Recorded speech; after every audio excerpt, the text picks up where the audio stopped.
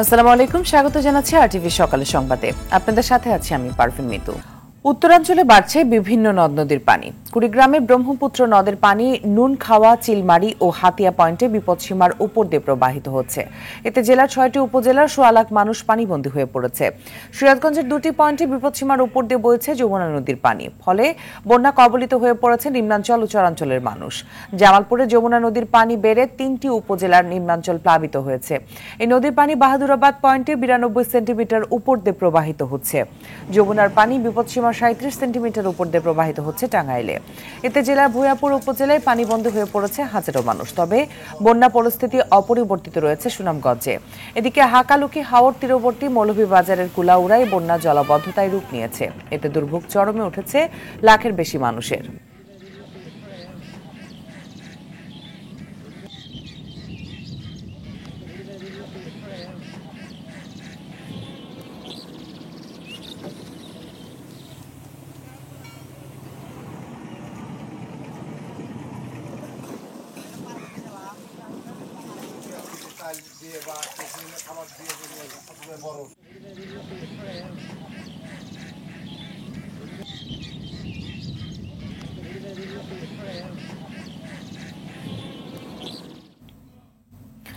দর্শক, এই মুহূর্তে সুনামগঞ্জ থেকে সহকর্মী বিন্দু তালুকদার আর টাঙ্গাইল থেকে সরাসরি যোগ দিচ্ছেন সহকর্মী কামাল হোসেন। শুরুতেই চলে যাব বিন্দু আপনার কাছে। বিন্দু, জানাবেন দুর্গত এলাকার মানুষের কষ্ট কমাতে সরকারি বেসরকারি কি ধরনের উদ্যোগ দেখছেন এবং বন্যা পরিস্থিতি এখন কি কোনো উন্নতির লক্ষণ দেখছেন কিনা? ধন্যবাদ মিতু। যেমনটা বলছিলেন, সুনামগঞ্জের বন্যা পরিস্থিতি আসলে গতকালকে কিছুটা উন্নতি হয়েছিল। সুরমা নদীর পানি বিপদসীমার বেশ নিচে নেমেছিল। তবে গত 24 ঘন্টায় সুনামগঞ্জের সুরমা নদীর পানি আজ সকাল পর্যন্ত মাত্র 4 সেন্টিমিটার হ্রাস পেয়েছে। আর বৃষ্টিপাত হয়েছে গত 24 ঘন্টায় আজ সকাল 9টা পর্যন্ত 97 মিলিমিটার। যার কারণে সুনামগঞ্জের বন্যা পরিস্থিতি গতকালকে উন্নতি হলেও আজকে আসলে অপরিবর্তিতই বলা যাবে। সুনামগঞ্জের পানি উন্নয়ন বোর্ডের নির্বাহী প্রকৌশলী যেমনটা জানিয়েছেন, আজ সকালে যে আরও 2 দিন মানে 48 ঘন্টা সুনামগঞ্জে মাঝারি ও হালকা বৃষ্টিপাত হতে পারে, যার কারণে সুনামগঞ্জের সুরমা নদীর পানি আবারও বৃদ্ধি পাতে পারে। তবে তিনি যেমনটা জানিয়েছেন যে বন্যা পরিস্থিতি অবনতি হওয়ার কোনো আশঙ্কা নেই।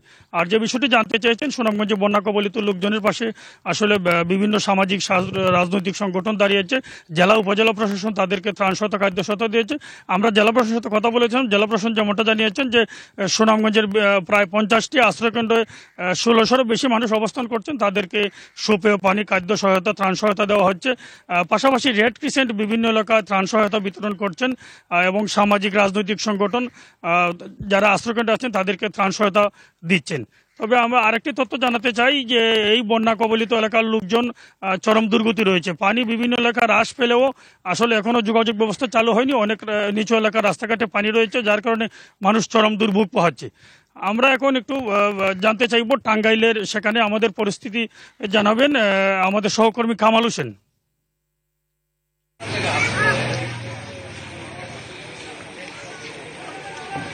জি বিন্দু, আপনাকে ধন্যবাদ। এখন কিন্তু টাঙ্গাইলে বন্যা পরিস্থিতি ক্রমেই অবনতির দিকে যাচ্ছে।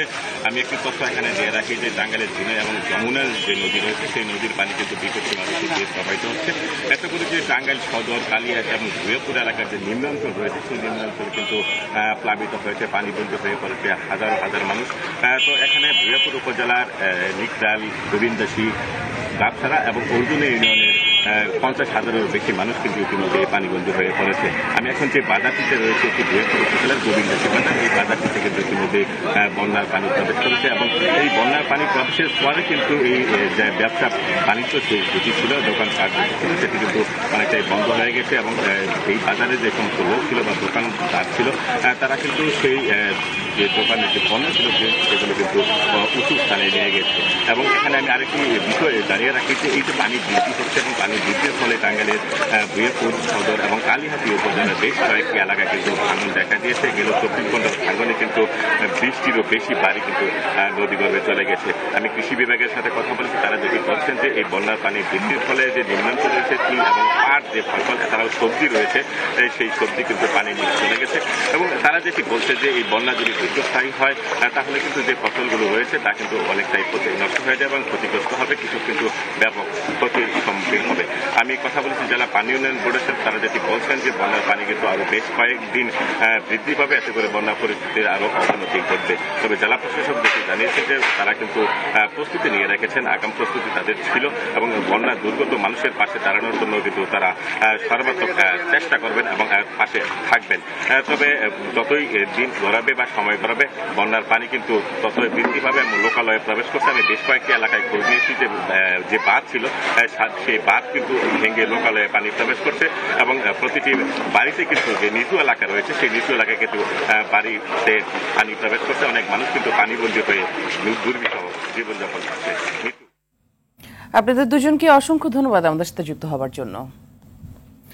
বাজারে পর্যাপ্ত সরবরাহ থাকার পরও কারণ ছাড়াই বাড়ছে ভোজ্য তেলের দাম। লিটার প্রতি সর্বোচ্চ 5 টাকা বেড়ে খোলা সয়াবিন তেল বিক্রি হচ্ছে 150 থেকে 155 টাকা, আর বোতলজাত সয়াবিন তেল বিক্রি হচ্ছে 165 থেকে 167 টাকা।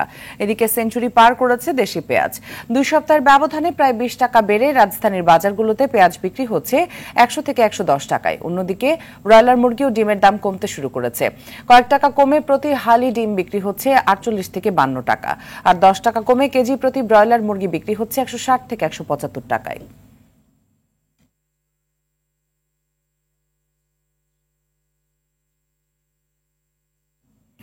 দর্শক, এই মুহূর্তে রাজধানী পলাশীর বাজার থেকে সরাসরি যুক্ত হচ্ছেন সহকর্মী সেলিম মালিক।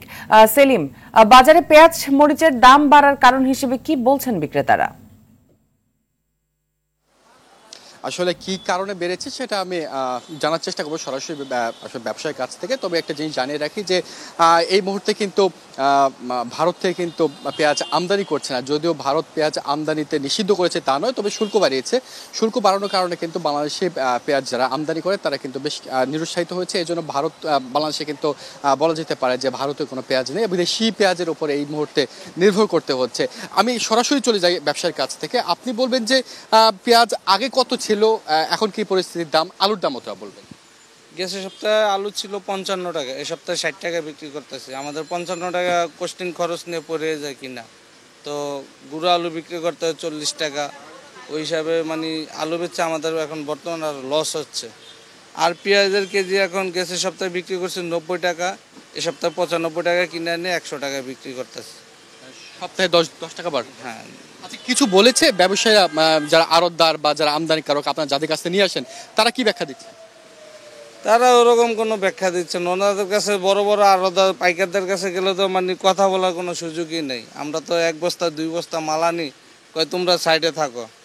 অনেকজনে একবার লট ধরে কিনে নিয়ে যায়, এরকম অবস্থা।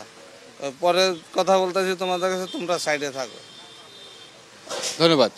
আসলে এখানে ব্যাখ্যা যেটি বললেন যে আড়তদারদের কাছ থেকে কিন্তু ওনারা যে ব্যাখ্যা চাবেন সেই সুযোগটা কিন্তু তারা পাচ্ছে না। এদিকে কিন্তু আমরা যেটা দেখতে পাচ্ছি যে সবজির বাজারে কিন্তু বেশ খানিকটা দাম বেড়েছে। গত কয়েকদিন ধরে টানা বর্ষণে কিন্তু সবজির খেতে সমস্যা হচ্ছে, উৎপাদন কিছুটা প্রবলেম হচ্ছে।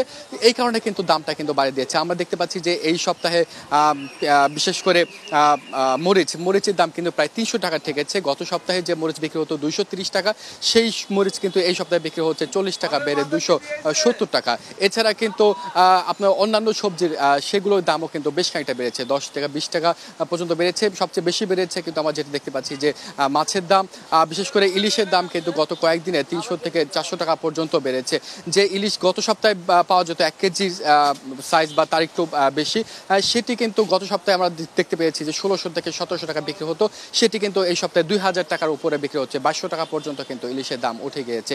অন্যান্য মাছও কিন্তু আমরা দেখতে পাচ্ছি যে প্রায় 50 থেকে 100 টাকা পর্যন্ত দাম বেড়েছে। তবে ডিমের দামটা কিছুটা কমেছে। গত সপ্তাহে আমরা যে ডিম এই পলাশী বাজারে বিক্রি হতো 150 টাকা ডজনে, সেটি কিন্তু 140 টাকা ডজনে বিক্রি হচ্ছে, অর্থাৎ 10 টাকা কমেছে।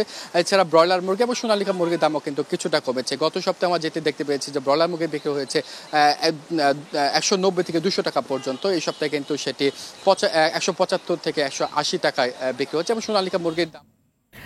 সেলিম, ধন্যবাদ আপনাকে আমাদের সাথে যুক্ত হওয়ার জন্য। স্বপ্নের পদ্মা বহুমুখী সেতু প্রকল্পের কাজ শেষ হলো। এ বিষয়ে আজ বিকেলে মাওয়ায় সুধী সমাবেশ করে আনুষ্ঠানিকভাবে এর সমাপ্ত ঘোষণা করবেন প্রধানমন্ত্রী শেখ হাসিনা। এপ্রিল পর্যন্ত পদ্মা সেতুতে মোট টোল আদায় হয়েছে ১,৫০২,৬২,১৫,০০০ টাকা। সুধী সমাবেশ শেষে 2 দিনের গোপালগঞ্জ সফরে যাবেন শেখ হাসিনা। 6 জুলাই টুঙ্গিপাড়া জিটি সরকারি প্রাথমিক বিদ্যালয়ে বঙ্গবন্ধু কর্নারের উদ্বোধন করবেন। প্রধানমন্ত্রী শেখ হাসিনার এর সফর ঘিরে জেলা জুড়ে নিরাপত্তা ব্যবস্থা জোরদার করা হয়েছে। শনিবার বিকেলে সড়ক পথে টুঙ্গিপাড়া থেকে ঢাকায় ফেরার কথা রয়েছে প্রধানমন্ত্রী শেখ হাসিনার।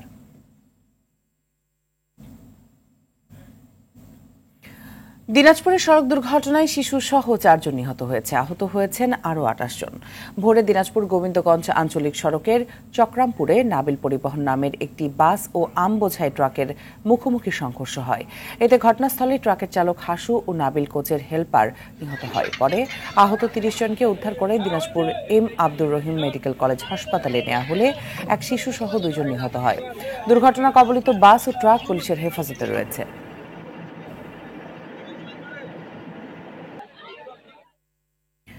70 লাখ মানুষের জন্য মাত্র 50 শয্যার সরকারি হাসপাতাল, এমন চিত্র ঢাকার পার্শ্ববর্তী সাভার উপজেলায়। পর্যাপ্ত শয্যা ও সক্ষমতা না থাকায় চিকিৎসা সেবা থেকে বঞ্চিত শিল্প প্রধান এলাকাটির দরিদ্র মানুষজন। স্বাস্থ্য মন্ত্রণালয়ের দৃষ্টি আকর্ষণ করে স্থানীয় জনপ্রতিনিধিরা বলছেন, যে কোনো মূল্যে শয্যা বাড়াতে হবে উপজেলা স্বাস্থ্য কমপ্লেক্সের। জিয়াউর রহমানকে সঙ্গে নিয়ে রিপোর্ট করছেন সুফিয়ান ফারাবি। হাসপাতালের বহির্বিভাগে এভাবেই প্রতিদিন সেবা নিতে আসে কয়েক হাজার মানুষ। উপচে পড়া ভিড় সামাল দিতে হয় চিকিৎসকদের। শুধু বহির্বিভাগে নয়, শারীরিক নানান ব্যাধির চিকিৎসা নিতে সক্ষমতার চেয়েও বেশি রোগীর ঠাঁই দিতে হচ্ছে আবাসিক ব্যবস্থাপনায়। 70 লাখ মানুষের চিকিৎসা সেবা চলে 50 শয্যা বিশিষ্ট একটি মাত্র হাসপাতালে। 50 শয্যার হাসপাতাল কিন্তু অনেক সময় 70, 80, 90, 100 জন পর্যন্ত ভর্তি থাকে। এই হাসপাতাল থেকে আসলে এটা মিনিমাম 100 শয্যা করা খুব জরুরি। স্থানীয় জনপ্রতিনিধিদের দাবি, দ্রুত সময়ের মধ্যেই সাভারবাসীর চিকিৎসা নিশ্চিতে পদক্ষেপ নিতে হবে স্বাস্থ্য মন্ত্রণালয়কে। এখানে কিন্তু ম্যাক্সিমাম নিম্নয়ের মানুষ বসবাস করে, যাদের এই প্রাইভেট ক্লিনিকে তাদের সেবা নেওয়াটা নিতে হয়, কিন্তু তাদের অনেক কষ্ট হয়। স্বাস্থ্যের মধ্যে তার কাছে আমাদের বিনীতভাবে অনুরোধ করতেছি যে এই স্বাস্থ্য সেবাকে মনে করেন যে এটা মানুষের দূরে পৌঁছে দিতে হইলে 100 শয্যা বিশিষ্ট হাসপাতাল ছাড়া এর কোনো বিকল্প নাই। সাভার উপজেলার সমস্ত মানুষের পক্ষ থেকে জোর দাবি জানাচ্ছি, উপজেলা স্বাস্থ্য কমপ্লেক্সটিকে অবিলম্বে 100 শয্যায় উন্নীত করা হোক। বিষয়টি নিয়ে ইতিবাচক পরিকল্পনার কথা জানালেন স্বাস্থ্যমন্ত্রী ডাক্তার সামন্তলাল সেন।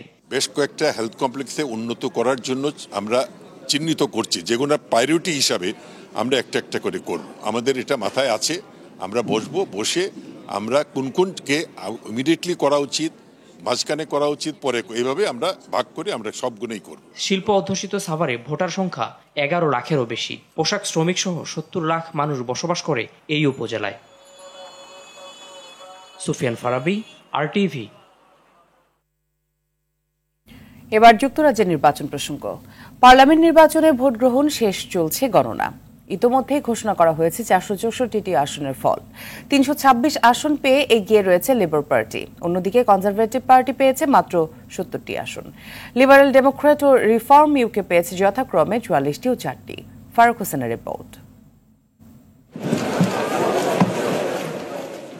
সময় যত গড়াচ্ছে, আসছে একের পর এক আসনের ফল ধীরে ধীরে সত্যে পরিণত হচ্ছে যুক্তরাজ্যের নির্বাচনে জনমত জরিপের পূর্বাভাস। এখন পর্যন্ত ঘোষিত ফলে ব্যাপক এগিয়ে রয়েছে কেয়ার স্টারমারের লেবার পার্টি। কনজারভেটিভ পার্টির হতে চলেছে ভরাডুবি। মোট 650 আসনের মধ্যে 326টি আসনে কোনো দল জয়লাভ করলেই দলটি নিরঙ্কুশ সংখ্যাগরিষ্ঠতা পেয়েছে বলে বিবেচিত হয়। বুথ ফেরত জরিপেও লেবার পার্টির ভূমিধস বিজয়ের আভাস দেওয়া হয়েছে। জরিপে বলা হয়েছে 410টি আসনে জয়ী হতে চলেছে লেবার পার্টি। অন্যদিকে কনজারভেটিভ পার্টি পাচ্ছে মাত্র 131টি আসন। 2010 সালে ক্ষমতায় এসে টানা 14 বছর ধরে যুক্তরাজ্য শাসন করছে কনজারভেটিভ পার্টি। এই দীর্ঘ সময়ের শাসনকালে এত নাজুক পরিস্থিতির মুখোমুখি হয়নি দলটি। বুথ ফেরত জরিপের আভাস পেয়ে ক্ষমতাসীন সরকারের শ্রম ও পেনশন বিষয়ক মন্ত্রী মেল স্ট্রিডি বলেছেন, কনজারভেটিভ পার্টির জন্য সবচেয়ে কঠিন সময় এটা। এবারের পার্লামেন্ট নির্বাচনে বাংলাদেশি বংশোদ্ভূত 8 জন ব্রিটিশ নাগরিক লেবার পার্টি থেকে মনোনয়ন পেয়েছিলেন। এই দলের হয়েই হ্যাম্পস্টেড অ্যান্ড হাইগেট আসন থেকে লড়ে জয়লাভ করেছেন বঙ্গবন্ধুর নাতনি টিউলিপ সিদ্দিক। বর্তমানে এমপি হিসাবে দায়িত্ব পালন করছেন তিনি। ফারুক হোসেন, RTV।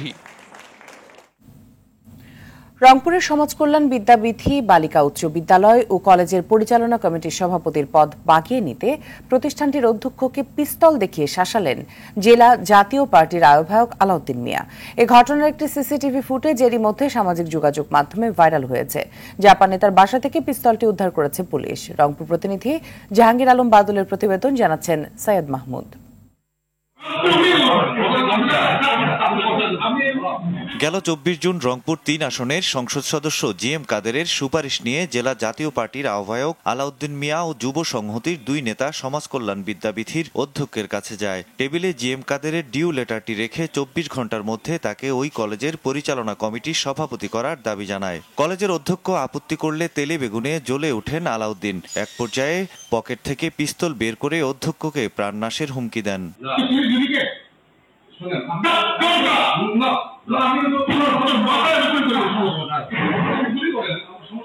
প্রায় 40 মিনিট ওই কক্ষে অবস্থান করেন আলাউদ্দিন। কক্ষ ত্যাগের সময়ও পিস্তল উঁচিয়ে হুমকি দেন। উনি চাচ্ছিলেন যে আমি তো ডিউলেশন নিয়েছি, আমাকে এখনই বানান। সেটা আইনগতভাবে আসলে সেটা হয় না। আমি চেয়ারম্যান স্যারের সঙ্গে, কলেজ পরিদর্শক স্যারের সঙ্গে কথা বলেছি এবং উনি নিজেও বলেছেন না হলে তোমার অবস্থা খারাপ হবে বলে পিস্তল বাহির করছে। এটা গরিত অপরাধ বলে আমি মনে করি। গত মঙ্গলবার জাপান নেতা আলাউদ্দিন মিয়ার বাবুখা মহল্লার বাসা থেকে লাইসেন্স করা পিস্তলটি উদ্ধার করা হয়। শর্ত ভঙ্গ করায় আগ্নেয়াস্ত্রের লাইসেন্স বাতিলের কথা জানান জেলা প্রশাসক। লিখিত অভিযোগ পেলে আইনি ব্যবস্থার কথা জানিয়েছে পুলিশ। এখন পর্যন্ত কোনো অভিযোগ পাইনি, তবে বিভিন্ন যোগাযোগ মাধ্যমে এই বিষয়টি দেখার পরে আমরা সেখানে গেছি, অস্ত্রটা এসেছি, দেখি তার লাইসেন্স যাচাই বাছাই করে ব্যবস্থা নেওয়া হবে। এর পরবর্তীতে অভিযোগকারীর অভিযোগের ভিত্তিতে প্রাপ্তির ভিত্তিতে আইনগত ব্যবস্থা নেওয়া হবে। লাইসেন্সের মেয়াদ আমি যতটুকু দেখলাম যে এটা মনে হয় ডিসেম্বর পর্যন্ত আছে, কিন্তু উনি যে কাজ হয়েছে লাইসেন্সের যে শর্ত সেটা কিন্তু ভঙ্গ হয়েছে। এ ঘটনাকে দলের জন্য বিব্রতকর বলে মনে করেন জাতীয় পার্টির এই নেতা। দল ক্ষতিগ্রস্ত হয়, দল সমালোচিত হয়, সেই বিষয়ে সিদ্ধান্তটা পার্টির চেয়ারম্যান এবং মহাসচিব, জেলার বিষয়ে কোনো সিদ্ধান্ত নিতে গেলে পার্টির চেয়ারম্যান এবং মহাসচিব নেয়। তবে এ বিষয়ে কোনো মন্তব্য করতে রাজি হননি জাপা নেতা আলাউদ্দিন। সৈয়দ মাহমুদ, RTV। ইসরায়েলি বর্বর হামলায় আরও অর্ধশতাধিক ফিলিস্তিনি নিহত হয়েছে। এতে করে উপত্যকাটিতে নিহতের মোট সংখ্যা ছাড়িয়ে গেছে 38,000। এছাড়া গত বছরের অক্টোবর থেকে চলা এই হামলায় আহত হয়েছেন আরও 87,000-এর বেশি ফিলিস্তিনি। এক প্রতিবেদনে এই তথ্য জানিয়েছে বার্তা সংস্থা আনাদোলো। এখনও অনেক মানুষ ধ্বংসস্তূপের নিচে এবং রাস্তায় আটকা পড়ে আছে। মূলত গাজায় অবিলম্বে যুদ্ধবিরতির দাবি জানিয়ে জাতিসংঘের নিরাপত্তা পরিষদের প্রস্তাব সত্ত্বেও ইসরায়েল অবরুদ্ধ এই ভূখণ্ডে তার নৃশংস আক্রমণ অব্যাহত রেখেছে।